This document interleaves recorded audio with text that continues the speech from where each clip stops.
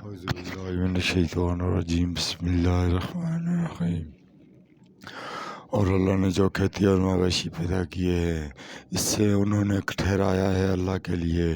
ایک حصہ، پس انہوں نے اپنے خیال میں کہا یہ اللہ کے لیے ہے اور یہ ہمارے شریکوں کے لیے ہے، پس جو ان کی شریکوں کے لیے ہے تو وہ نہیں پہنچتا اللہ کو، اور جو اللہ کے لیے ہے ان کے شریکوں کو پہنچ جاتا ہے۔ برا ہے وہ فیصلہ کرتے ہیں۔ اور اسی طرح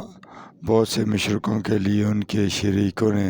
اولاد کا قتل آراستہ کر دیا تاکہ وہ انہیں ہلاک کر دیں اور ان پر ان کے دین گڈ مٹ کر دیں، اور اگر اللہ چاہتا تو وہ ایسا نہ کرتے۔ سو تم انہیں چھوڑ دو اور جو جھوٹ باندھتے ہیں وہ جانے اور ان کے جھوٹ۔ اور انہوں نے کہا یہ مویشی اور کھیتی ممنوع ہے،